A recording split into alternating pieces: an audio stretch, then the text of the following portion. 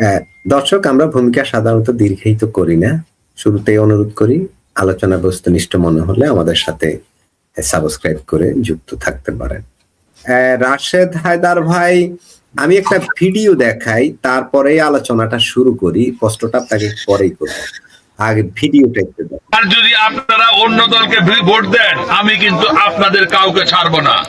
আমি তাদের ক্ষমতায় বিএনপি থাকে, আর যদি আপনারা অন্য দলকে ভোট দেন, আমি কিন্তু আপনাদের কাউকে ছাড়বো না। আমি তাদের ঘর বাড়ি সব পুরায়া সরকার করে দেবো। আমি কিন্তু কথা খুব পরিষ্কার ভাবে বলতেছি, এটা মনে করেন আমি ভয় দেখাচ্ছি। আমি পরিষ্কার করে বলেছি, কথা আপনি রেকর্ড করে বলে দিতে পারেন, ফেসবুকে ছেড়ে দিতে পারেন, আমার অসুবিধা নাই। আমি এটা মিন করতেছি। সুতরাং আমাকে যেন অপমানিত না হইতে হয়। আমি যদি অপমানিত হই, রাশেদ হায়দার ভাই এই যে এই হুমকি ধুমকি দিচ্ছেন, ইনি হচ্ছেন মঞ্জুরুল হাসান মুন্সি।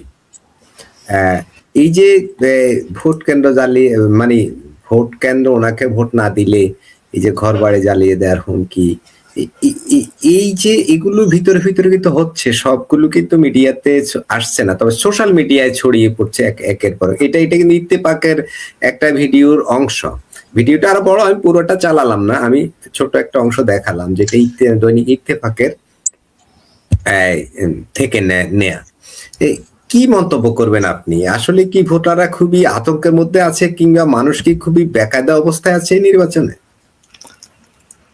মাসুদ ভাই, আপনাকে তো আমি একটু আগেও বললাম যে মানুষ আসলে আতঙ্ক, যেমন আপনার এটা, আপনারা যখন বলছেন 40% ভোট কেন্দ্রে আপনার ঝুঁকিপূর্ণ, সে জায়গায় আমি আপনাকে আবার একটা পেপার কাটিং এই মাত্র পাঠাইলাম।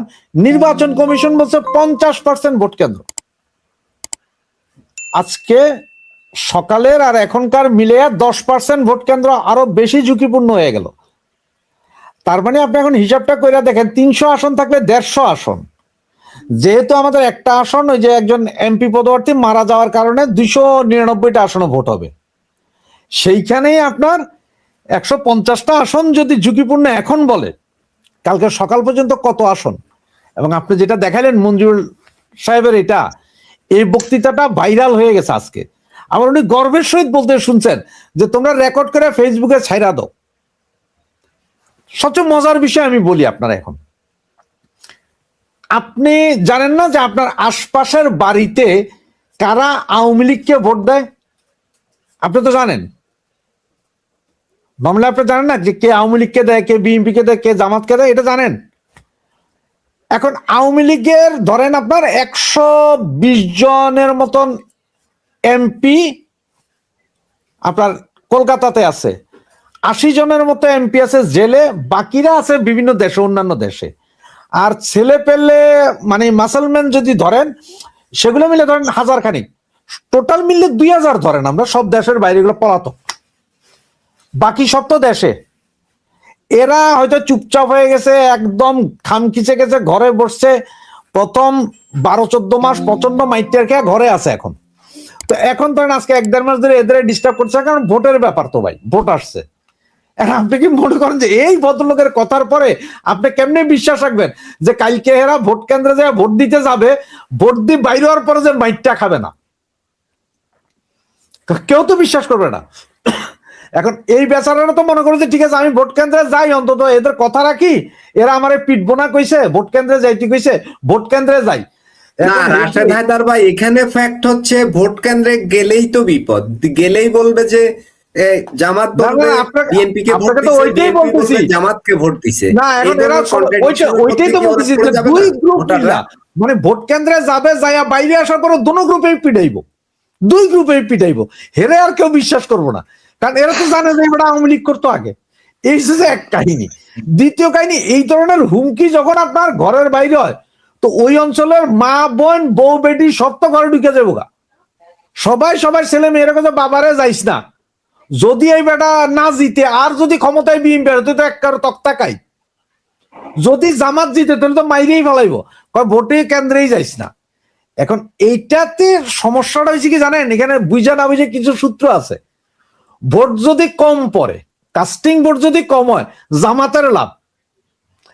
আর যদি ভোট বেশি পড়ে, কাস্টিং ভোট যদি বেশি হয়, তাহলে বিএনপির লাভ। এখন আপনি আমার জিজ্ঞাসা করেন ভাই কম হইলে কেমনে জামাতের লাভ? তার কারণে যে জামাত তো এই যে আজকে 10 তারিখ যাইতেছে, কালকে 11 তারিখ, 11 তারিখ রাতের 12:30টার পরে কেন্দ্রে কেন্দ্রে লাইন দিয়ে ফেলাবে এরা কেন্দ্রের সামনে লাইন দিবে। যদি কাজে 400 গজের ভিতর দিতে পারবেন না, তাইলে 400 গজের বাইরে থেকে এরা লাইন দেওয়া শুরু করবে, মানে তারা যে কোনো মতে প্রথম ভোট দিব। তাহলে কাস্টিং যদি ভালো হয়, যে আমার রফিক ভাই বলছিল যে দুপুরের পরে গ্যাঞ্জাম হইতে পারে, আরে ভাই দুপুর কেন, 10টার আগেই জামাত ভোট দিয়ে দিবে, টোটাল ভোট ক্লিয়ার, কারণ ওদের তো গণা ভোট। তাহলে কাস্টিং কম হইলে ওদের ভোট। আর গ্যাঞ্জাম যেটা হবে, সাধারণ ভোটাররা নামবে না, আমার দৃঢ় ধারণা সাধারণ ভোটাররা নামবে না, ভোট দিতে যাবে না। এবং আমার অনেককে হয়তো দেখা যাবে কি জানেন, ওই রিক্সা দিয়ে যদি আপনি আনাইতে যান, হে বেড়া তখন কবে যে ভাই তুই রিক্সাওয়ালারে কইছে তোরে 20টা টাকা দিই, তুই আমার ডাক্তারের কাছে লয়ে আসো, তারপরে ভোট কেন্দ্রের দিকে যাইস না। অনেকে দেখবেন হয়তো 2 দরজা আছে, এক দরজায় তালা দিয়া আর এক দরজা দিয়ে ঢুকিয়ে ভিতরে চুপ হয়ে বয়া থাকবো, কেউ নক করলেও খুলিস না, খবরদার। তো তালা দেখলে কোথাও নাই, ওই বিল্ডিং এলার নিচে তালা মাইরা দিব, অবস্থাটা এরকমই হবে। মানে এটা অন্যরকম। এখন ওই যে বললাম যে ভোট, কি ভোট করবেন আপনি? যেখানে আমাকে নির্বাচন কমিশনার এখন কইতেছে যে 50%, আমার তো মনে হয় আজকে রাত পর্যন্ত 90% ভোট কেন্দ্র ঝুঁকিপূর্ণ হয়ে যাবে বলে ঘোষণা দিবে। ধন্যবাদ মাসুদ ভাই। জি, রাশেদ হায়দার, রফিক ভাই, এই যে দেবিদ্বারে মঞ্জুরুল হাসান মুন্সি যে ইয়েটা দিলেন, হুমকিটা দিলেন, নেবো কিন্তু, ঠিক আছে না? আপনাকে অপরাধ হয়ে যাবেন, তাহলে সবাই কিন্তু 12ই ফেব্রুয়ারি তারিখে ট্রাক মার্কায় ভোট দিয়া জয়যুক্ত করবেন, মঞ্জুরুল হাসান মুন্সিকে অপরাধ থেকে রক্ষা করবেন, তারেক রহমানকে সরকার গঠনে সহায়তা করবেন। সাধারণত এটা আসলে লুকানো যায়নি, কারণ এটা ভাইরাল হয়ে গেছে অলরেডি ফেসবুকে বিশেষ করে। কি বলবেন, এরকম কি সব জায়গায় কি এরকম হুমকি তুমকি চলছে ভিতরে কি মনে হয় রফিক ভাই?